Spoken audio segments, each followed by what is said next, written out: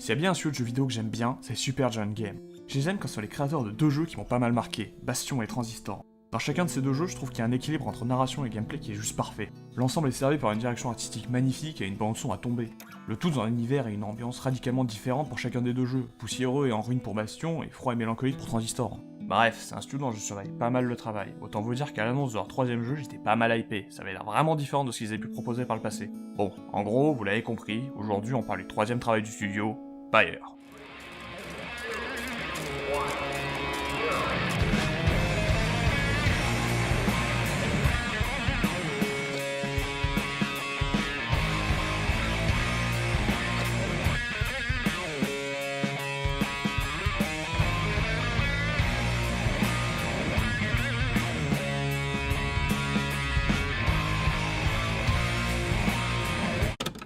Bon alors, Pyre, qu'est-ce que c'est? Eh ben, je pense qu'on peut le définir comme un mix entre un jeu narratif et un jeu de sport. Or, dit comme ça, c'est un peu étrange, donc il va falloir développer.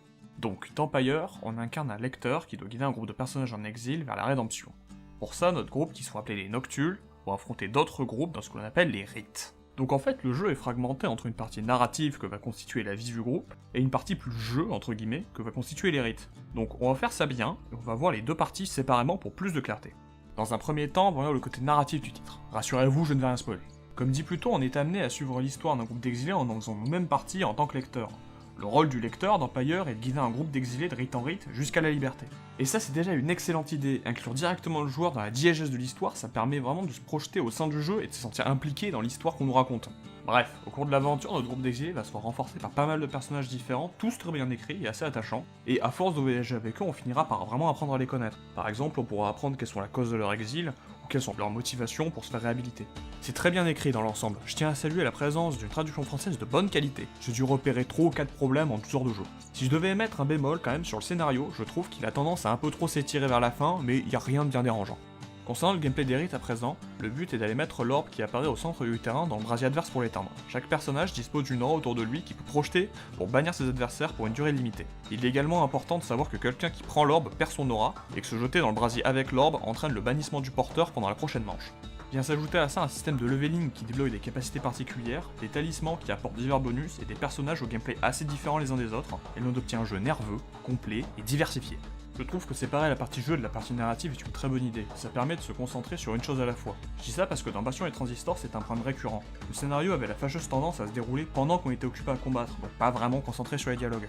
Après, il est évident que dans Pyre, la partie narrative et le jeu sont pas complètement dissociés, et c'est fait de façon subtile. Par exemple, les statistiques des personnages qui participent au rite sont directement influencées par leurs humeurs. Ainsi, un compagnon mal dans sa peau sera moins efficace.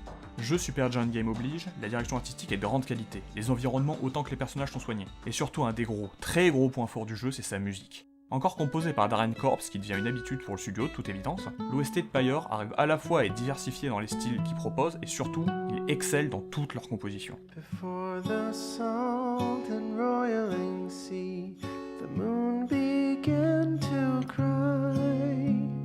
The valley ran with sorrowful tears and filled the waters high. The misty morning over the brine belies a leaden sky. The stars all hide away from the chill until the evening rise. Tout ce travail sur l'habillage visuel et sonore permet vraiment de créer une ambiance propre au jeu. Encore une fois, c'est un truc propre au studio. On avait une ambiance lourde et poussiéreuse pour Bastion, froide et mélancolique pour Transistor, et très calme et pleine d'espoir pour Pyre.